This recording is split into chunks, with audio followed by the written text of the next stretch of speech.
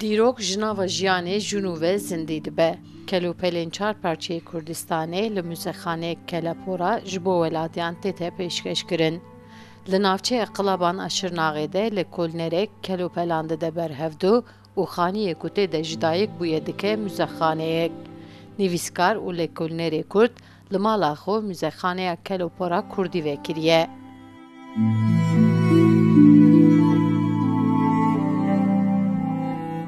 از فولکلوریستم سال 1990 و حتی ایرو از برهفکارم آرشیو و دوکیمانتاسیون از چند هنر کردی یا بر بوندابوینه و دچه چه به نویسکی چه به فوتو چه به ویدیو اوانه همو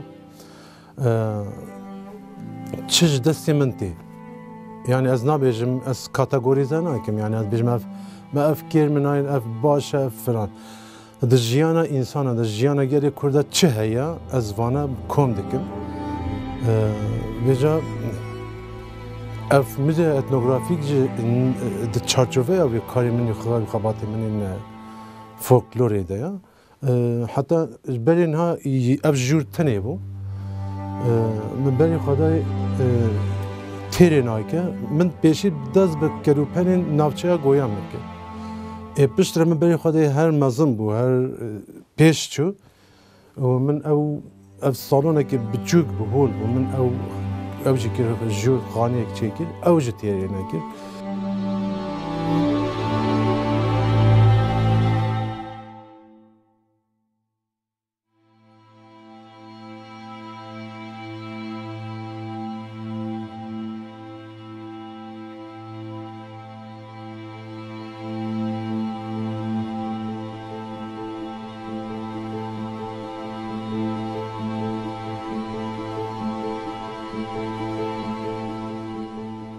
Di Mûzexaneyê de bi sedan berhemên kevnar yên çand û hunera Kurdiya çar parçeyê Kurdistanê hene.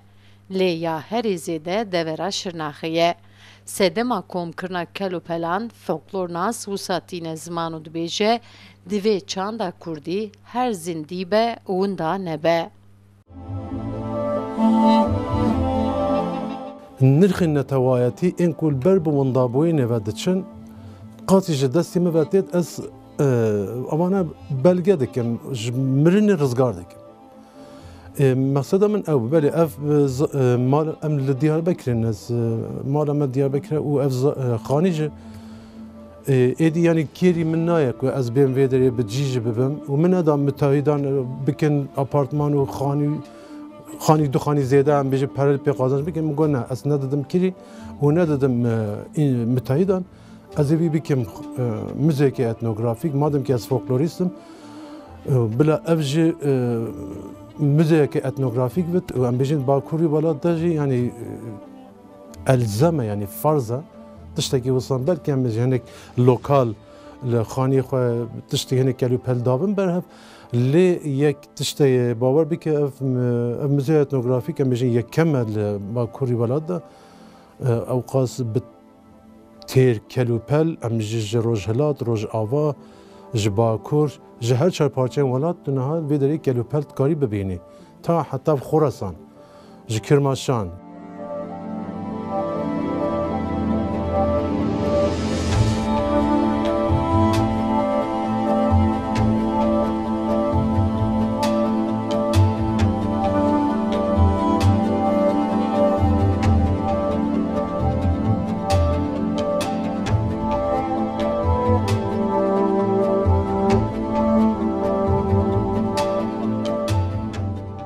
Mûzexaneya ku ji du joran pêk dide amûrên ku ber bi windabûnê ve diçin hene weka cilûbergên ededî, merş, xalîçe, gore, derî, çek, amurên xwarin ve xwarin, amurên encotiyariyê jî cih digirin.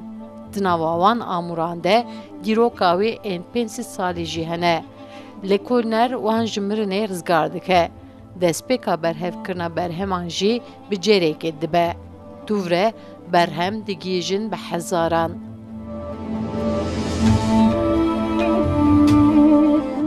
Du mahîka 2019 bi cerekî ji vane min dest pê kir. Yani heta hingê merjî min de nebû. Heta cerek ji vane min birayê min mala birayê min de dît. Min got ev ji ku derê anî gola min ji elektrîkçiye de çû bi erza cîrana çêkir. Goma min ji wê derê anî got ez ê bim gulekî têde biçênim. Erabim min jê stan min anî danî vê derê. û hema ew bû pêngava destpêka min ya müzeya etnografîk yani heta hingê min got hetana el ku bûm çima min van karane nekir.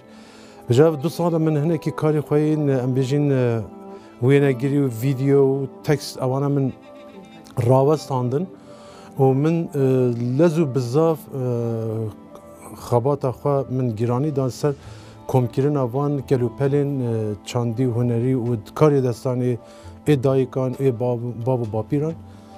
Pêşî wextê min ev kelûperane dahev xelkenî xwe min dikirin.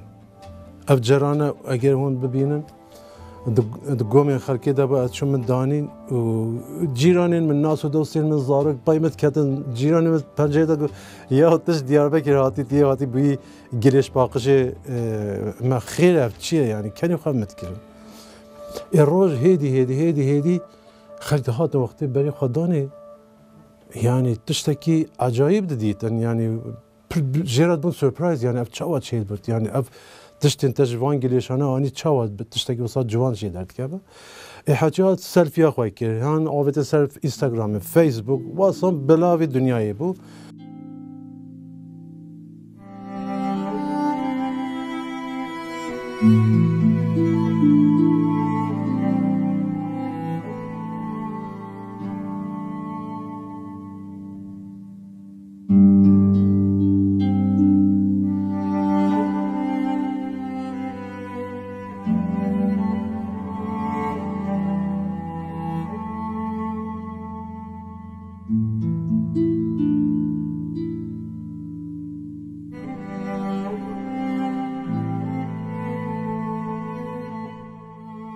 Seyda Goyan bi salan li gund û bajaran geriyaye û bi sedan berhemên kel û pûra Kurdî berhev kiriye.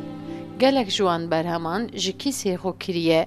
Carcaran di zitiya kel û pelan ji malên nas kiriye. Carcaran jî ser goyan wana daye hevdû. Gundî ewlê henekên xwe pê kirine, dûvre heyran bûne.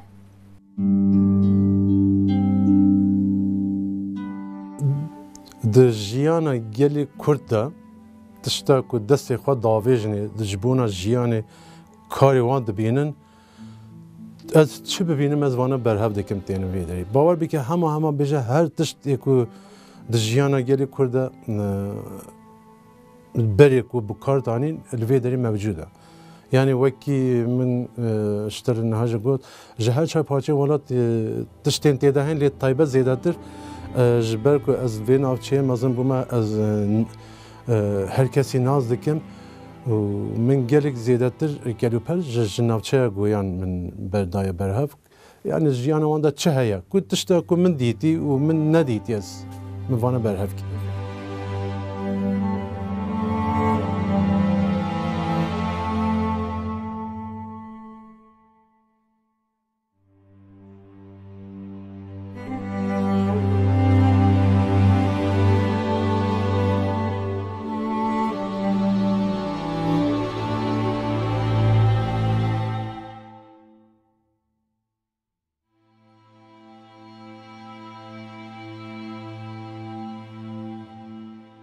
Müzexaneya Kel û Pera Kurdî li kuçeyekê kevnar xaniyek dîrokî de li benda geştiyaran e.